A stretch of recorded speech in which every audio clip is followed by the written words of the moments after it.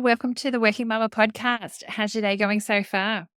Great. Thank you, Carina. I'm really looking forward to today's podcast because we're talking all things autism and also your journey. But before we get into that, how would you best describe yourself and what's been your career pathway to date? So I wear a couple of different hats these days. First of all, I am a mum. I've got two young children. My daughter is 5 and my son is, I'm a corporate lawyer and I've worked for the last 18 years now, but I took a career break in 2021. And that was to be a full-time carer to my son who was doing early intervention therapy for his autism at that. And that is partly a pandemic memoir because my son was diagnosed in the middle of the pandemic. But it's also a story that shares a bit of insight into what it is like to be part of a family whose lives are touched by autism and the journey we went on with early intervention and this goal that we had of trying to get Harry, my son, school ready. And that's been published in February. Oh, it's very, very exciting. So let's just kick it off. What is autism? Because I know that a lot of people may have heard the term, but may not actually understand the ins and outs about what it means. So just make sure we're all talking we're on the same song sheet at the Yes. start. So I'm going to use the description of autism that I use to try and explain it to my daughter, my 5-year-old daughter, which is that Harry is really good, or autistic children are really good at some things and really struggle with other skills that typical children can learn just by observation. And it really is a different way of learning and a different way that the brain works. And I use that explanation for my daughter because she doesn't really understand big words like disability or neurodiverse or learning difficulties, but she does understand when I say Harry's brain works differently and things that you feel as being soft or nice, like he might feel as being scratchy, or he perceives it as something completely different to her. And so I've used that to really try and just drive home the fact that the way she sees the world is a little bit different to how her brother sees.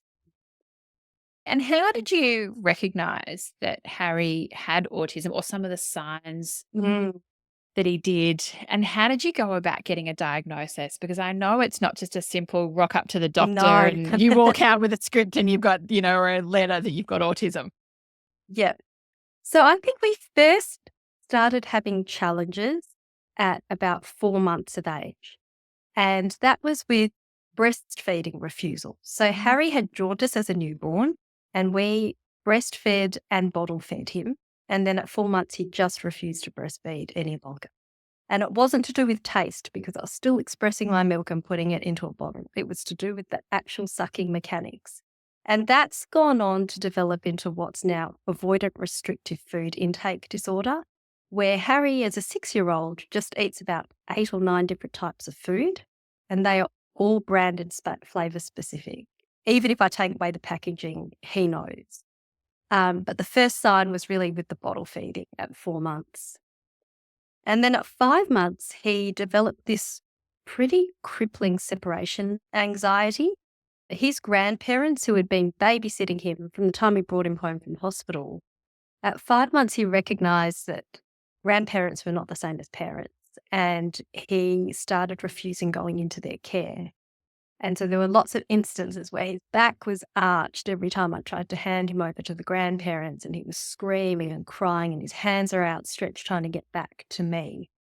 And that again developed and escalated over the next couple of months. And at one point, like when he was 18 months to 2 years old, I'd try and take him out onto the street and I would have to hold his hand the whole time.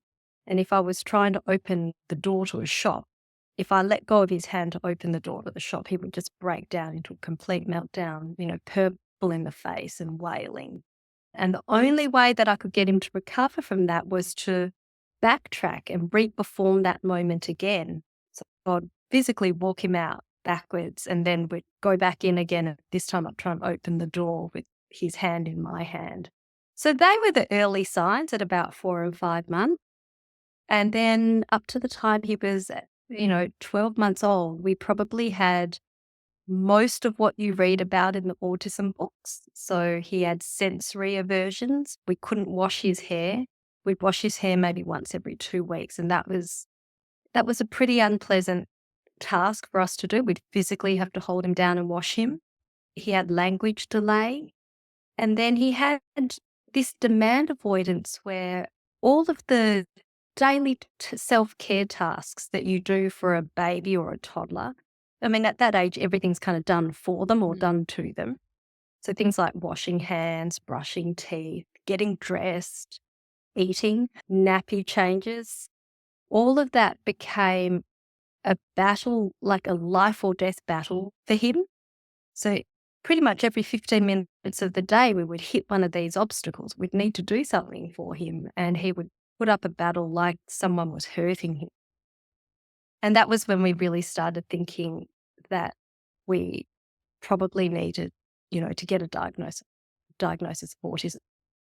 And like you say, it's not a quick process. To get a diagnosis involves a team of multidisciplinary professionals. So you need to have a pediatrician, and then you need some other allied health providers. And for us, it was a psychologist and a speech therapist, but sometimes OTs can be involved as well.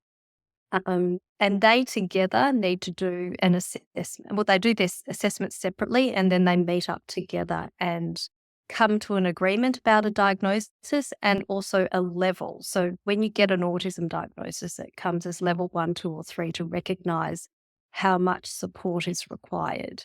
And that's a collaborative decision amongst those professionals. It can take a few months, and in the public system, you're on a waiting list for a long time to get seen in the first place. But even in the private system, that can take a long time. And one of the things that we did was that we had started seeing therapies even before we had sought this. We had started seeing therapists even before we were seeking the diagnosis. And in the end, that ended up being a really good move because some of those therapists were qualified to be part of the diagnostic process, and Harry was already known to them. So they had spent time observing him, and they had detailed notes that they could use to inform their report. So in some cases, if you've seen the therapist beforehand, it can sort of speed up the diagnostic process. Wow. And then I know that you also got diagnosed and you live in Melbourne. And so that was in the middle of the severe lockdowns that we had Yes. during COVID.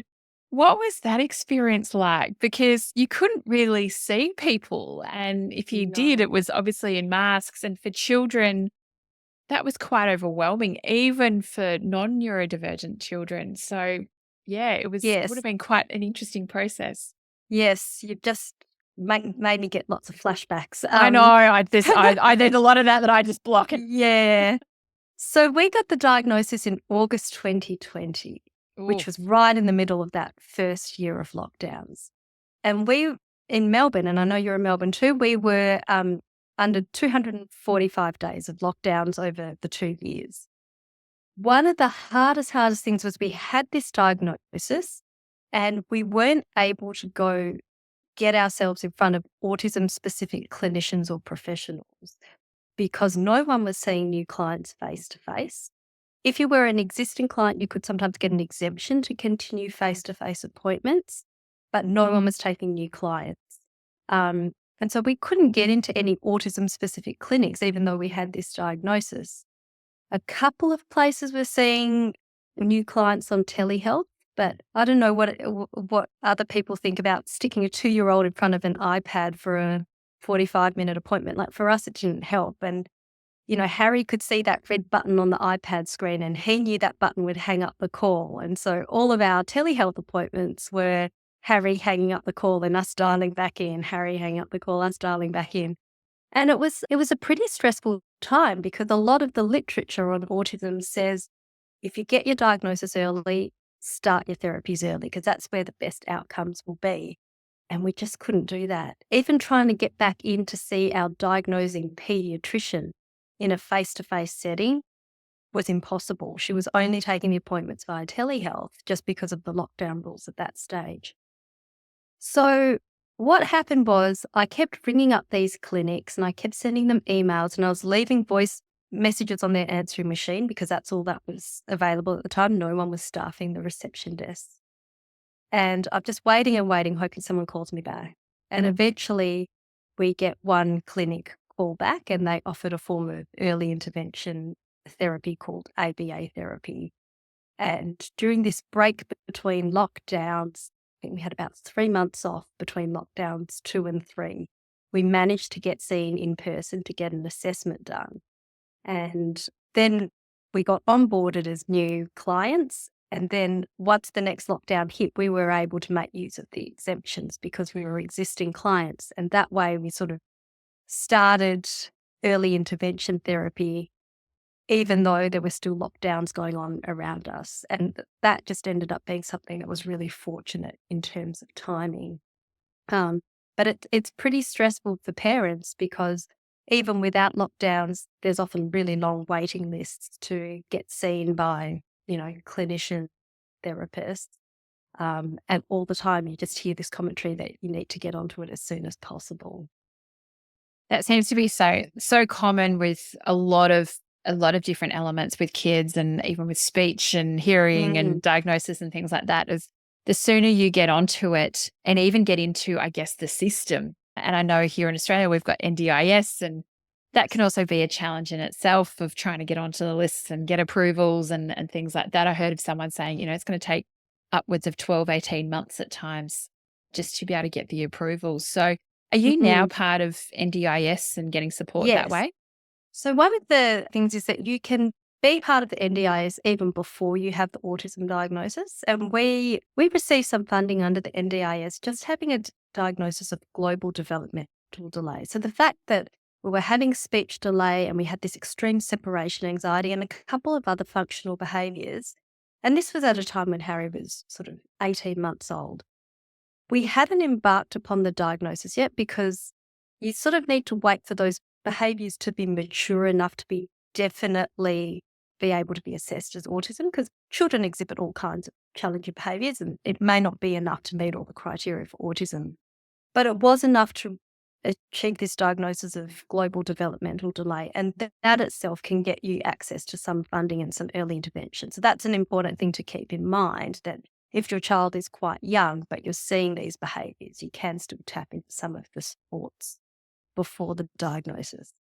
And then obviously once you get the diagnosis, in many cases increases the funding, but there are also autism specific service providers who will only provide their services if you have that diagnosis. And that was kind of what we really needed to tap into, these big clinics that had seen lots and lots of autistic kids and had a lot of strategies and therapies in place to help. And so for us, getting the diagnosis as early as possible really opened us up to all of those benefits and gave us a chance of trying to get Harry's ready.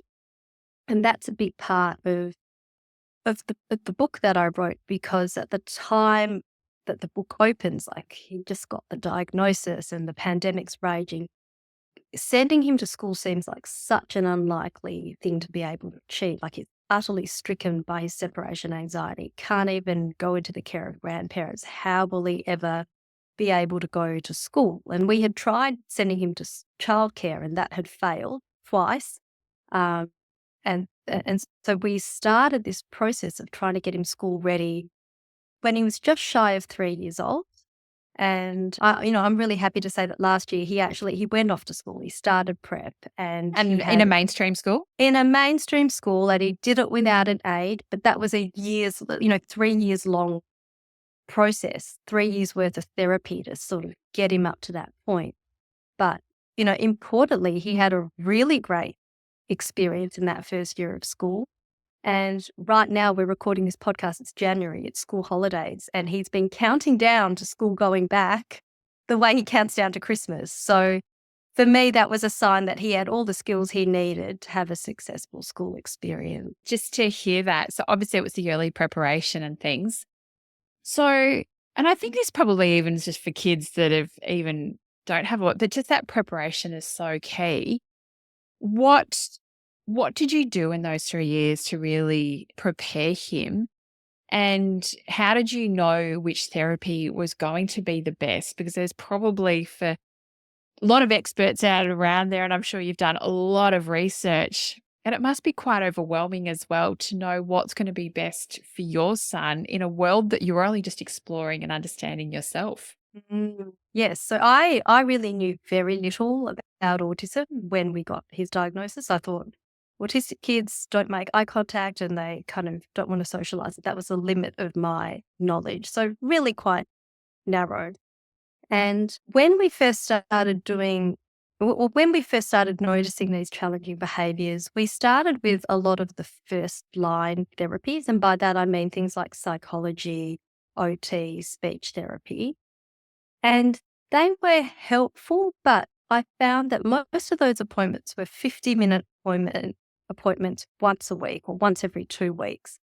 And it wasn't really enough to make a significant shift in his behavior, which was just, it was so pervasive. And his behaviors were becoming more maladaptive as time wore on and as the lockdown wore on. So he stopped wearing shoes and he didn't wear shoes for 9 months.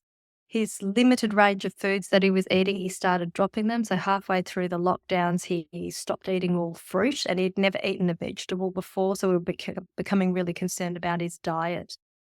He went through a phase where he was only wearing blue clothes, and it was just like more and more challenging behaviors were adding up. And so none of these kind of first line therapies were making a significant shift in his behavior. So we kept researching, we were talking to people. I found talking to people and telling our story and Harry's diagnosis really helped ultimately connect me with other people who were able to point us in the right direction. So people who helped us were sort of 2 or 3 steps removed. I didn't even really know them, or they were old school friends that I had reconnected with after, 20 years, who said, oh, there's this thing called ABA therapy that you should look at. And that's when we started researching ABA therapy. And ABA is quite different. It's extremely time intensive. And in the early intervention stages, it's recommended to be done at between 20 to 40 hours a week, which is basically a job. Um, and That's a lot. it's That's a lot. Hence, I gave up my job for 3 years to yeah. oversee this therapy. And so it's done quite differently because it's done at a really intensive level, but also, especially since COVID, it's quite often done in your home. So the therapists come to you and they view the child and your family in its natural setting, and they witness the dynamics between the siblings, which was a huge problem area for us. We'd had to resort to having a 1-to-1 adult to child ratio just to keep the two children safe from one another. But that's the kind of thing that you can't really accurately describe in a therapist's office. But when they come to you, they can see it. You don't really need to explain it, and they can see how physical the interaction is. We just felt like we had to give it a go because our only chance of getting Harry the skills that he needed was to have something that was really intense and where his therapist really got to know him and they got to witness what was going on in our house. So there didn't need to be much discussion around it. My husband and I were just like, nothing else is working and we can't really do nothing. Or we can't keep doing what we're doing and expect to see results out all of a sudden when there haven't been up until this point. So we just threw we threw the book at it. We gave it a go. And I quit my job and we committed to at first 15 hours of therapy, which was a little bit under what was recommended. But once we saw that Harry was liking it and that it was having a result, we bumped it up. And I think at our peak, we were doing around 24 hours of therapy a week. And the beauty of it is a lot of ABA in those early years is focused on getting the child school ready. So the second year that we were doing this ABA therapy, half of the time that we were doing it, the therapists were going into kindergarten with him and they were sort of trying to get him used to an educational setting. And they were trying to teach him the skills he needed to be around other children, things like, waiting your turn or having a disagreement using language rather than pushing, snatching. Um, and then other things to do with self-care, like wearing a hat when you go outside to play and washing your hands before you eat your lunch, holding a pair of scissors, all those skills that you need to be independent enough to be successful at school. We really started them in the kinder years by having this therapist attend with Harry the whole time that he was there. And he was doing kinder part-time because his anxiety was still really bad. But the whole time that he was there, he had a therapist with him and they were teaching him the skills and giving him all the support that he needed to have a good time at kinder. But the kinder years were tricky. Like that, it was 2 years of kinder and they were pretty rough. He was often say things like, I don't want to go to kinder, I don't want to go to kinder. But we worked at it and we very slowly pushed him a little bit and a little bit more.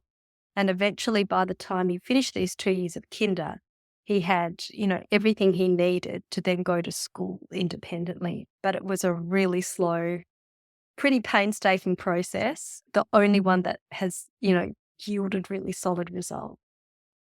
That's amazing. And I think even just your patience behind it as well, it's kudos to you. So I'm sure that there are some moments for you as well that it must not be easy. But I think also the reward and seeing him no doubt walk into school and just hearing now the countdown of leading into school must just be like, right, that was all worth it.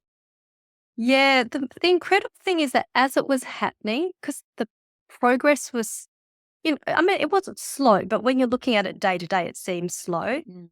And so for the first 2 years, I'm like, I still don't think we're going to be able to get him to school. So we started looking at, maybe a special school or maybe sending him to school with an aide the whole time. I thought, am I going to have to be an integration aide for him? We're sort of thinking about plan B options. We never really thought that he was just going to go to school like everyone else. That was sort of too good to think about. But when I reflect on it now, I think about the painstaking work that was done and every day there was a bit of progress. It's like the shoes thing, like not wearing shoes would have probably prevented him from being able to go to school. And the therapist wrote this really, really painstaking program to desensitize him to wearing shoes and teach him how to wear shoes again. And it started with things like just looking at the shoe and then touching the shoe. And then the next day he'd just step one foot into the shoe. And then the next day he'd step both feet in. So it was tiny little increments. And what was being asked of him every day was so small that it didn't seem like too much. It's the kind of thing no parent would ever be able to take upon themselves to do because, we had another kid to look after as well, but you're just so burnt out. Like, how would you ever come up with the idea of teaching a kid to wear shoes over the space of 2 months and just push a little bit every day, every day, every day? And then we had this incredible breakthrough moment where he put his shoes on, he went outside, and then he went to chase some magpies and realized all of a sudden he could do that and not worry about getting a prickle in his sock or getting his socks wet. Because those things upset him as well. He wasn't like a carefree, barefooted kid. Like, he also didn't like prickles and didn't like getting his feet wet. But finally he wore shoes and realized he could do all of those things. And now I ask him about it. I was like, remember when you didn't wear shoes? He's like, yeah, it's better now I wear shoes. I can do all these things. So it's incredible when you get that breakthrough moment, all that hard work, and you sort of always think it's not going to come. Like, you do all this hard work in vain, but you've got no choice but to do it anyway, because what else do you do but keep trying? And then it worked. So, we've had moments like that have just been moments of, pure joy and celebration. Oh, that's amazing. And how did you navigate that early on period in actually with your corporate role as well? Because that must have been, obviously you're in lockdown. Yeah. You're going through an autistic diagnosis. This is before you've decided to be a full-time carer. What was that Yeah. experience like and how did you navigate it? It was bad, Carina. So what happened was Thank you for the honesty. Everyone might say, oh, no, thank it you was for not the all honesty. right. So I had 2 children in quick succession. They are only 14 months apart, and I took 2 years of maternity leave back to back. And then I went back to a new job, actually. And my first day on the job was April 1st, 2020, which in Melbourne was the day that the CBD went into hard lockdown. I So I had remember. impeccably bad timing where I had 2 kids under the age of 2 and I just started a new job and the lockdown had hit. You're a sucker for And punishment. it was, everything was unprepared and we thought Harry was going to go to childcare and it became obvious that he did not have the ability to do that. And we had organised for grandparents and babysitters to look after the kids at home. And then obviously lockdown made that quite tricky. We hadn't quite got the diagnosis yet, so we didn't have the exemption. We didn't have a clear-cut exemption to have people come into the home and look after Harry. It was just all grey area. And I just remember doing all these Zoom meetings with my new colleagues and the door behind me to the study was like shaking because Harry's on the outside. He can hear my voice, but he can't get to me and he's just trying to break down the door to come in. So it was a really traumatic first year of work. And then and then we got this offer to do ABA therapy. So I quit my job. Like there was no question about it. That's what needed to Was be it much of a done. discussion just out of interest with your husband? Or was it just like, right, this No. is what's just got to be done for our son? So what happened was during lockdown, because I'd started this new job, and I said to my husband, I've come back from 2 years of maternity leave. I've started a new job. I'm not just going to quit. And he understood that. So he took 6 months off, carer's leave, to be Harry's full-time carer. So he had a taste of what it was like to be in the trenches looking after Harry, which was really tricky at that time. But he makes more money than me, and his hours are also easier to contain than mine. He's a doctor, and sometimes I think that's weird to think about, but, he's rostered on for a certain day or a certain shift, and then he's not on. And when he's not on, he doesn't need to do other work in the background. So it made sense that I be the one to step back and be that person that sat through all the therapy with Harry. And I should say ABA therapy doesn't normally require parental involvement. But for many kids with autism, their separation anxiety can be so bad that without the parent there, they're not able to engage with the therapist. So literally, I sat in every session with him for at least the first year and a half. And no, we didn't have a robust discussion about it because the maths added up that it should be me that took the hit. But what I was afraid to ask at the time was how long the therapy would go for. I sort of thought it'd be a year, but I sort of also knew it wouldn't be because of the amount of work that needed to be done. And in the end, I spent 3 years being the full-time carer. And it was just a decision, like every year that rolled over, we were like, no, we're not quite ready. He needs another year. No, he needs another year. So yeah, at the end of 3 years, finally I get to start thinking about, going back to work and rejoining the workforce. And actually, first of all, how did you know that you were ready to go back into the workforce? Or was that because of Harry going back into school? Was that the main criteria? The main thing was that towards that last term at kinder, he was able to go independently without his therapist going. That's a huge. And it had taken like nearly 2 full years to get to that point. It was term 4 of 4-year-old kinder before he was finally able to do it. And the first day that his therapist left him halfway through the day for him to do the second half of the day by himself, the teacher had to hold him back at the door because he was about to run across the car park to leave with his therapist. So it was hard, even after having done so much therapy, when it actually came to happen, that was really hard. And even though he knew that I was coming to pick him up just, half an hour later, because we gradually introduced him to it. We did it like half an hour and then an hour and then 2 hours and eventually he did the full day. But then, in term 4, he managed to do it for a whole term. And we spoke to the pediatrician as well, and she said, why don't we try a little bit of an anti-anxiety medication just to help him tick over to school. So that's what we did. And the combination of those two things, the medication and the therapy, all of a sudden his school readiness skyrocketed. And I was able to even drop him off at his friends' parties and leave for an hour, which I'd never been able to do before. I'd always had to sit with him and I'd be the only grown up there playing the games with all the other kids at his friends' birthday parties. But finally, in that last bit of the year, I was able to step back and kind of go into the kitchen and socialize with the other mums or, whatever it was. I didn't have to be. And for me, that was a sign that he was ready. Also, for the first time ever, I had been able to not quite leave the house, but back out of the therapy room and go into a different room in the house. Because previously he needed a line of sight to me at all times. Otherwise, his anxiety would just skyrocket. And that's when I started writing the book, because for the first time ever, I was able to not be in the same room as him. And I didn't have to give him 100% of my attention. So I could go open up a laptop and do some typing. And occasionally he would still need to come check that I was there. He was like, "Oh, what are you doing? What are you doing? Can I have a look on your laptop?" And I just knew it was an excuse for him to make sure that I was still in the house. But to me, that was such an improvement from where we had first started. And I kind of just knew that he'd be able to do it. And what's it been like for you re-entering the workforce? And I guess it's the second time round as well after Yes. maternity leave. And Yeah. and I'm sure you're thinking as well, how's he going at school? And it's probably a little bit different to when he's maybe even a newborn.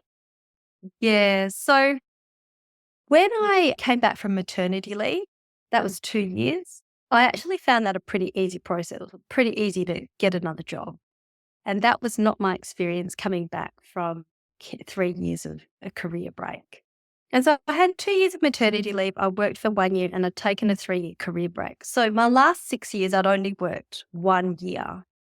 And I think it was really held against me when I was applying for jobs.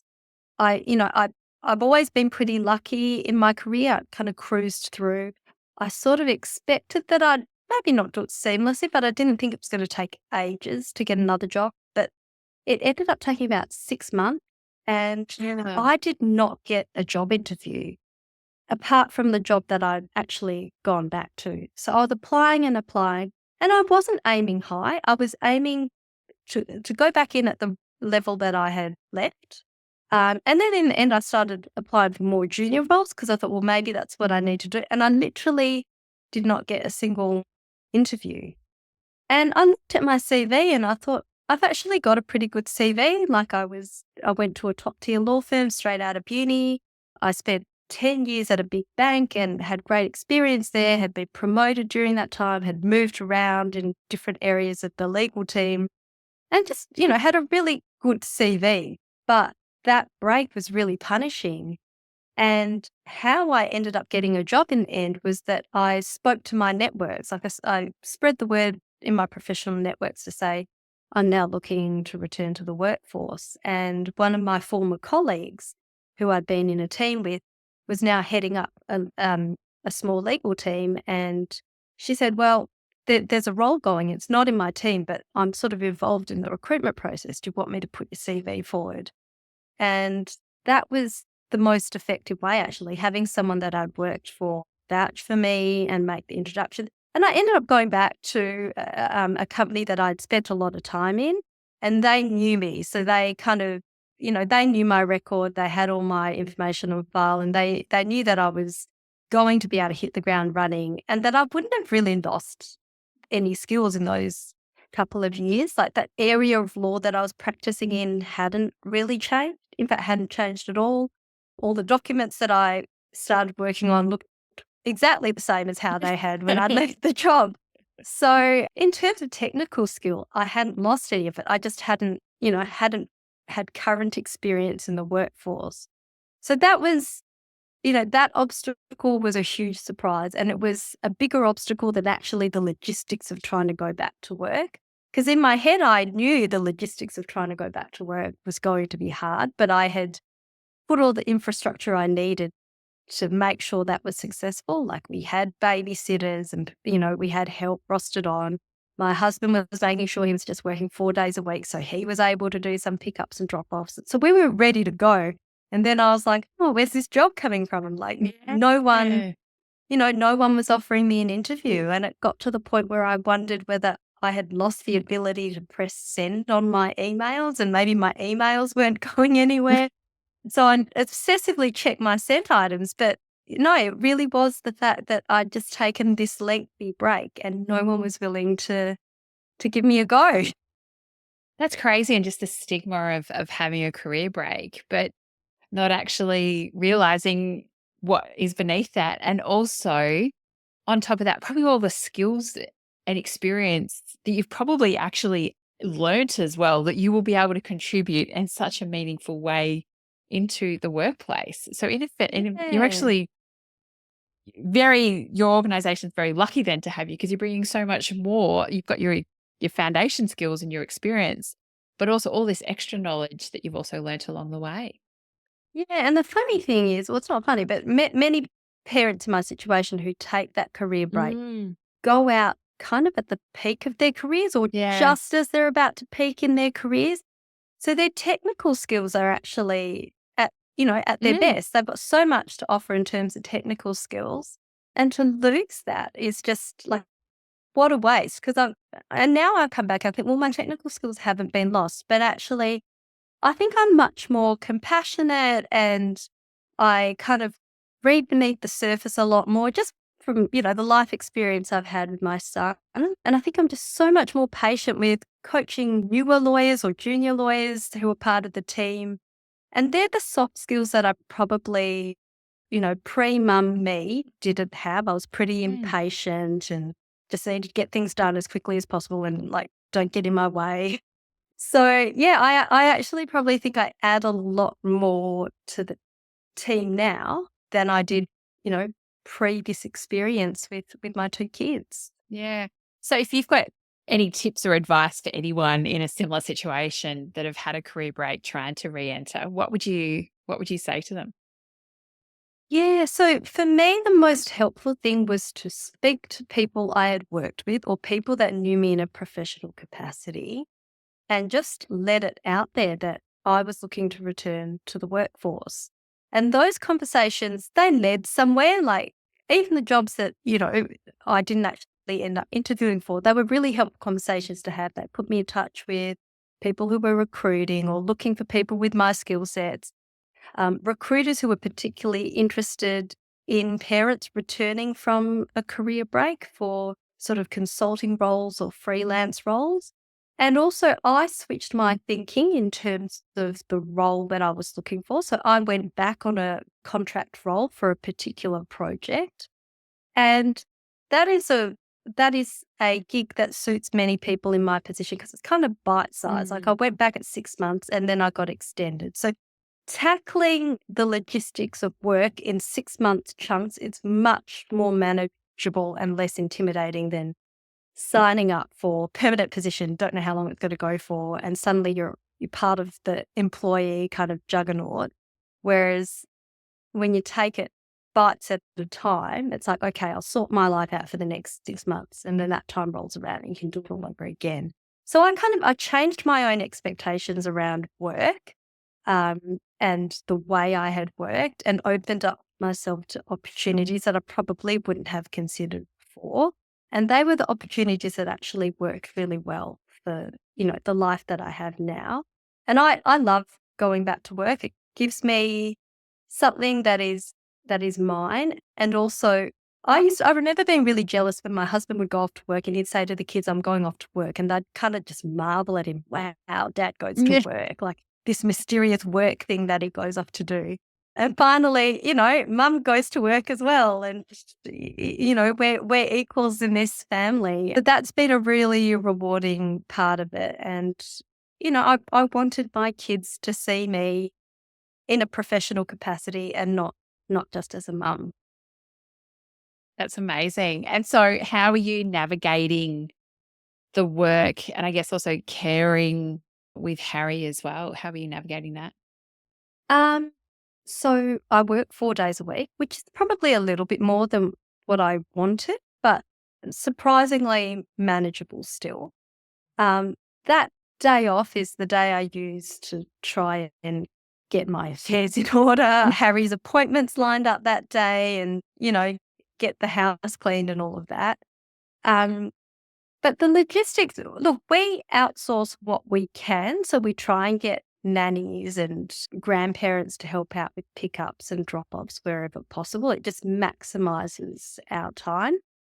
And the other part of the jigsaw puzzle is that my husband continues to work at 4 days a week. And that's something that he's done to permit me to be able to go back as well. So we try and share the load, and it, I think for him that's been rewarding because he did get that initial insight into what it was like to be the full-time carer. And the difficulty of that hasn't been lost on him. So he knows there's a lot that goes on behind the scenes to make the household keep running. And it's been really nice that he's been able to share, part of that journey and be involved in the kids and go to school events and that kind of thing on his days off. So, there's not a lot of margin in our household. If a babysitter gets sick, it's panic stations, but most of the time we've got just enough there for it all to hang together if it goes to plan. I think you're like many families that we all operate a very, very small tightrope of logistics. And if one of those little, stones falls over, there's definitely the domino happens and you're like, oh my goodness, what am I going to do now?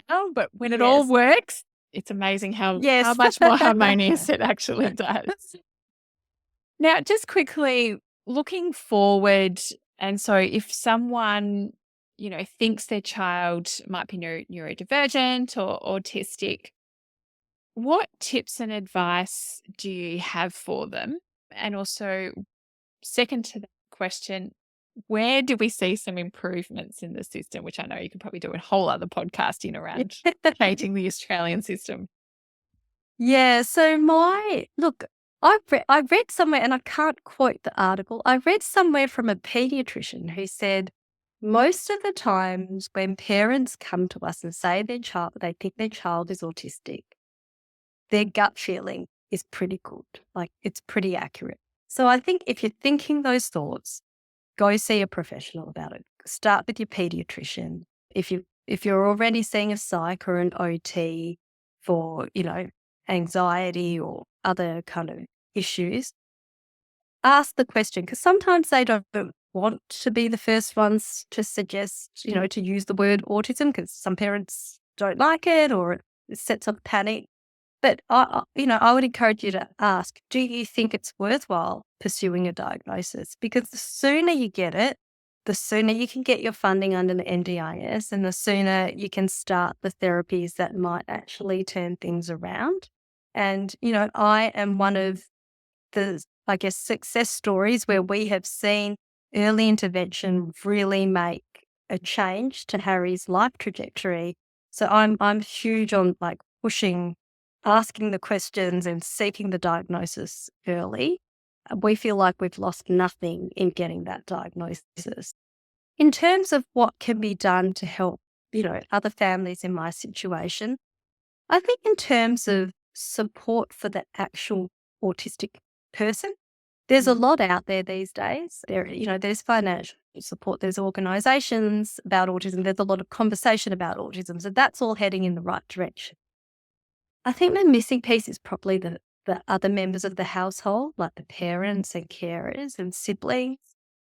There's still not a lot out on offer for them. And when I think about what we need, I kind of think about really practical things like, respite care, or you have an autistic child and one of the things that happens is there are meltdowns, and sometimes there's property damage as a result of the meltdown, like holes in drywall or chipped plaster and that kind of thing. So really practical help, because we're in a fortunate situation where we can pay to have all of that fixed, but not every family is in that situation. And there's not a lot of conversation around the really practical aspects of life in a house, like in a physical house with an autistic child. And in the early stages, it can be really hard. It can be really debilitating. And I remember trying to clean the house with my son attached to my leg as I'm dragging them, mop around the house, because he relied on me for co-regulation. So the question is how do you even clean the house when your child needs you that much? And I feel like that piece of the puzzle is not talked about that much. I'm not sure what the solution is, but I feel like putting the conversation out there and showing people the warts and all version of what it is like to be in a household that has an autistic child, and especially a young autistic child where, you might not have started the therapies and got the strategies in place yet. It can be pretty tough. And I think we need to talk more about some of the families that might not be coping quite so well. And it's so good that you've actually now written a book as well to actually, demystify and also open up that conversation, because there really isn't probably as much around in that space, but also, bringing into mainstream conversation, this is what it's like, and also the successes. You've got a child that's going into a mainstream school that without aids and things like that, which is just, I think, so amazing and such a success and recognition to yourself and your husband for actually making that commitment and really, really staying true to it, because it's obviously had a big impact as well on your career as you're re-entering. But for your son, you've probably set him up with such strong foundations for the rest of his life and with skills that I'm sure many non-neurodivergent kids could probably also, as you're Yes. saying some of this, I'm thinking, my son needs to get better at some of this Yeah, stuff. yeah. No, I Yeah. I apply it to my neurotypical daughter. I try to as well. Yeah. So just finally, is there any words of advice or tips that you would like to share with parents, maybe in this situation at some point along this journey? My so everyone's situation is so different, and I feel like the only insight that I can give that applies to everyone is to say that it's such a journey of trial and error, and don't get discouraged when the first thing that you try doesn't work, because we all try something that doesn't work. And it feels like you've spent all this time and money and invested, so much hope in something working out, a particular therapist or a particular therapy. It can be easy to feel really deflated and want to give up when you realize that that's not the right fit for your child. But that's part of the journey, and we've all got it. And, eventually, if you keep trying, hopefully you will find something that does work and you'll find the perfect fits. So, my words of wisdom are we all have some fails along the way. Oh, amazing. Now, Portia, what do you do to fill your cup and yourself or your own self-care? Because I know it Yes. can be pretty full on, I'm sure, at times. Yes. So I am a rock climber and I love it. I have been climbing for about 20 years now, and I've got the best memories from, being in my 20s and 30s and doing these amazing outdoor climbing trips. I can't really do that anymore. It's really hard to get away overnight or 2 days to go on a big rock climbing trip. But I do make it a non negotiable that once a week I meet up with some climbing friends and go to an indoor climbing gym. And maybe once a year I head outdoors and do a bigger climb. But that is what keeps me sane, and it gives me time to just chat to my friends who have got nothing to do with autism or parenting. Most of them don't have kids, and I love hanging out with them, and we talk about just things that have nothing to do with, my working life or parenting life. And it's just a really refreshing break from everything, the 99% of how I live my life. So that's my little non-negotiable. That's amazing. And it's so good that you also have it as a non-negotiable. Yes. Now, Portia, where can people get in touch with you and also find out more about your book and everything? Yes. So the book is available on pre-order now, and it comes out in February. You can find out more on my website, which is portialam.com, but you can also find me on LinkedIn and on Instagram. And what's the book called? It's called The Unblocking and Autism Story. Amazing. Well, thank you so much for sharing your journey. And I would also say your honesty and openness around this topic. And I know that I've certainly learned a lot around autism and certainly the journey that you've been on. And I really thank you for that, because it is, it's quite vulnerable to actually share that and also be so open and also say that it's not all red roses and easy days. I'm sure there's been a lot of hardship along the way. And so thank you so much for your honesty and openness. Yeah, if you're listening to this, definitely, hopefully you're listening to this, but definitely, really get in touch with Portia, share the book and read it yourself. So yeah, thank you so much. Really appreciate it. Thank you, Karina. Thanks to your listeners as well.